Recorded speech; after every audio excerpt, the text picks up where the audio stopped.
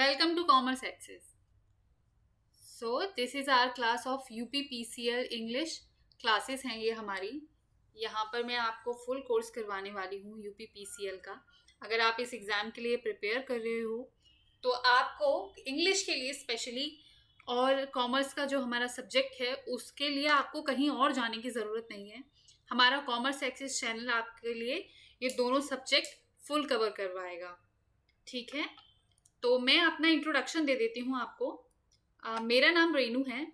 मैं ऑलरेडी इस चैनल पे एसएससी की क्लासेस ले रही हूँ और उसके लिए मैं क्वेश्चंस करवाती हूँ। तो बेसिकली उसमें एसएससी में किस तरीके के क्वेश्चंस आते हैं वो मैं बच्चों को प्रैक्टिस करना सिखाती हूँ कि किस तरीके से आपके क्वेश्चन की अप्रोच होनी चाहिए। तो जब भी अभी हम ये कोर्स स्टार्ट करने जा रहे हैं, इसमें बच्चों ने डिमांड की है कि मैं ग्रामर की फुल कोर्स क्लासेस को क्या करूं, अपलोड करूं। ठीक है, तो उसी तरीके से वही मैं आपको पढ़ाने जा रही हूँ कि आपका जितना भी जो भी टॉपिक्स हैं आपके जो क्वेश्चन पेपर में पूछे जा सकते हैं वो सारे टॉपिक्स जो हैं मैं आपको कवर करवाऊंगी। ठीक है, तो आपने क्या करना है, आपने मेरे साथ रोज क्लासेस लेनी है। हमारी क्लासेस जो होंगी वो मंडे टू सैटरडे होंगी। ठीक है, हमारी क्लासेस कौन से कब तक होंगी? Monday to Saturday. तो आपने जितने भी दिन हम आपको क्लासेस प्रोवाइड करवाएंगे आपने डेली की डेली क्लासेस देखनी है। एक भी दिन आपने कोई भी क्लास क्या करनी नहीं है, स्किप नहीं करनी। क्योंकि देखिए, आप एक बार चीजें स्किप कर देते हैं, बीच में कोई क्लास छोड़ देते हैं तो आपकी वो कॉन्टिन्यूएशन नहीं रहती। और जब कॉन्टिन्यूएशन नहीं रहती किसी भी चीज की तो आप चीजों को समझने में क्या कर पाते हैं, समझ नहीं पाते हैं, उतनी अच्छे से उनको ग्रैप नहीं कर पाएंगे। आपको फिर लगेगा ये टीचर खराब है। ये मैं आपको नॉर्मल बात बता रही हूँ कि अगर कहीं पे भी पढ़ना स्टार्ट किया है, अगर आप किसी भी टीचर के पास जाते हैं और पढ़ते हैं, आप बीच बीच में क्लासेस स्किप करते हैं या फिर उनकी बात नहीं सुनते हैं, तो क्या होगा उससे आप तो टीचर का तो आपके लिए एफर्ट वेस्ट हो ही जाएगा, आपका टाइम भी वेस्ट होगा। ठीक है, अगर आप मेरे से क्लासेस ले रहे हैं तो आपको क्या करना है, मुझ पे पूरा ट्रस्ट करना होगा। क्योंकि जब तक आप टीचर पे ट्रस्ट नहीं करते आप अपने ऊपर ट्रस्ट नहीं कर सकते और आपको वो कॉन्फिडेंस नहीं आएगा। ठीक है, ये तो बात है कि हमने किस तरीके से अपनी थोड़ी बहुत पढ़ाई करनी है। तो जो है आपके टोटल यहाँ पे जो इन टोटल है, जो मैंने सिलेबस निकाला है, पढ़ा है, उसके अकॉर्डिंग मैंने कुछ चीजें नोटिस की हैं। वो चीज आपका सिलेबस है, ये स्क्रीन पे मैंने आपको दिया हुआ है। कुछ पॉइंट्स हैं जो आप अपने दिमाग में बिल्कुल क्लियरली बैठा लीजिए। देखिए, आप किसी भी एग्जाम की प्रिपरेशन करते हैं उससे पहले सबसे पहले आपके लिए जो चीज इंपॉर्टेंट है वो है आपको उसका सिलेबस बिल्कुल क्लियर होना चाहिए आपके माइंड में। ठीक है, तो आपके पास यहाँ पर है सब्जेक्ट आपके इस टॉपिक में इंग्लिश में vocabulary, synonyms, antonyms, sentence structure, articles, pronouns, adjective, prepositions, conjunction and question tag, verb and tense agreement between subject and verb gerund participles। ठीक है, modal auxiliaries and usage of the can, may, should etc। तो आपको basically क्या करना है, आपने जो भी हमारी नॉर्मल जो बेसिक ग्रामर होती है इंग्लिश की वो क्या करनी है, आपने सीखनी है।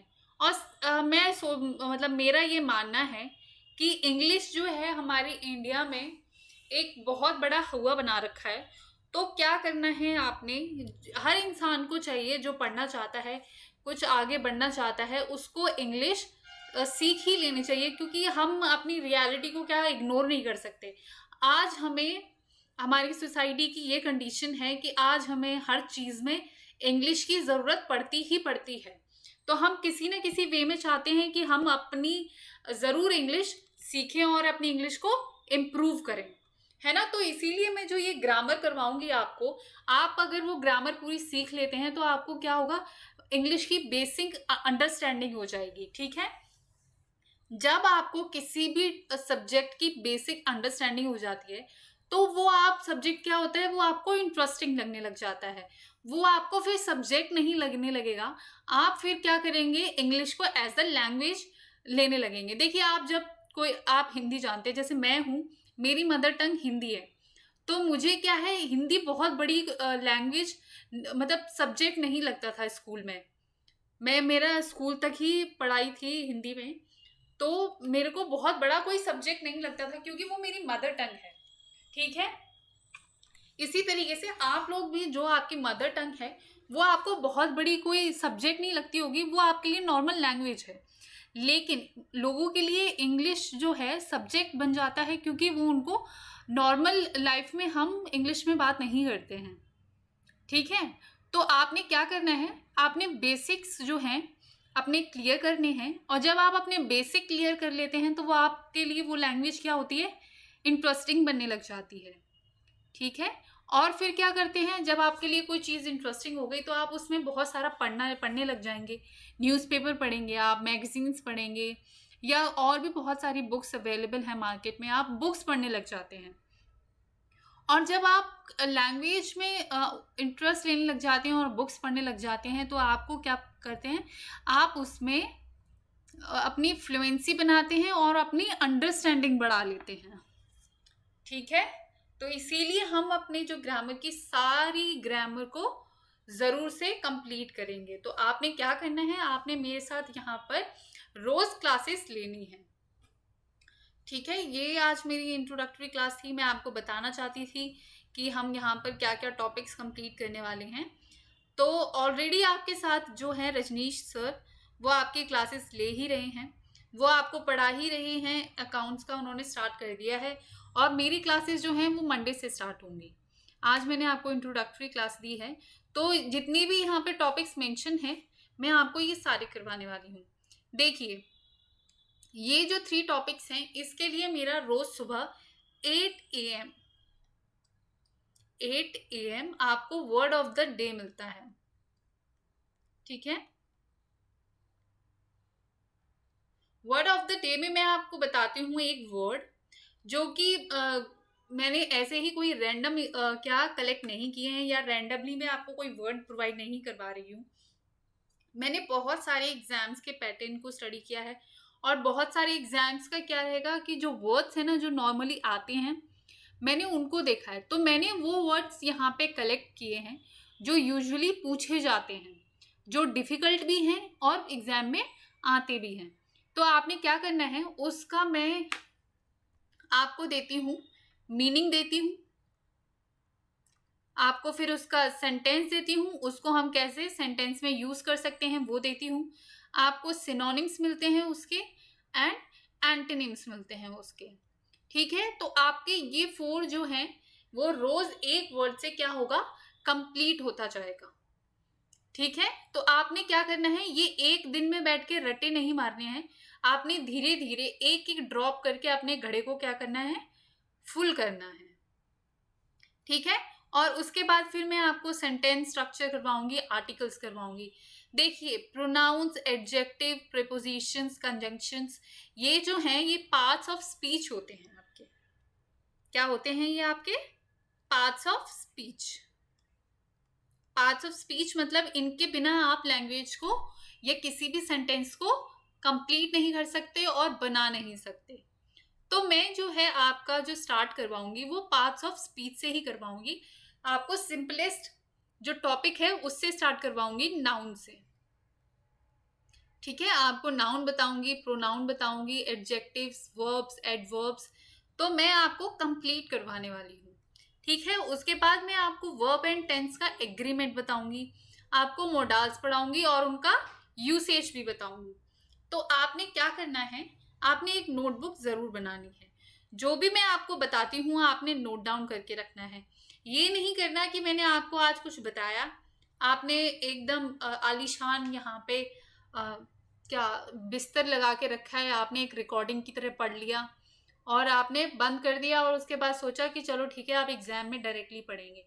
तो आपने ऐसा बिल्कुल नहीं करना।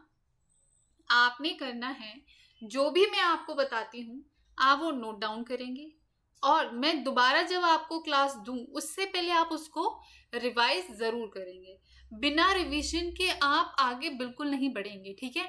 क्योंकि ग्रामर जो है ये बहुत सारी है, लेकिन मतलब बहुत कॉम्प्लिकेटेड नहीं है, लेकिन ये क्या होगी जब मैं आपको बताती चलूँगी तो आपको क्या लगेगा, आप बहुत चीज़ों में कन्फ्यूज़ होते जाएँगे, ठीक है? कई चीज़ें इसमें क्या करती हैं, ओवरलैप करती हैं।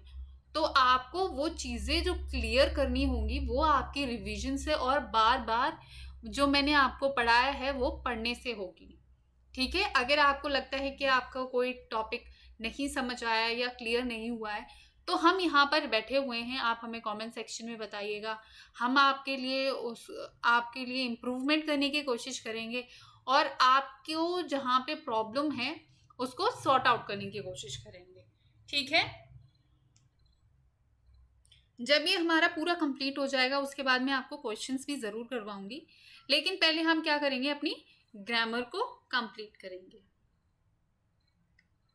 तो अगर आप फर्स्ट टाइम हैं आज इस चैनल पे, आपने फर्स्ट टाइम देखा है, तो please like share and subscribe this channel commerce access, ताकि हम आप तक और भी वीडियोस पहुंचाते रहें, और भी जो भी एग्ज़ाम्स रहेंगे रिलेटेड वीडियोस हम आपको प्रोवाइड करवाते रहेंगे, ठीक है?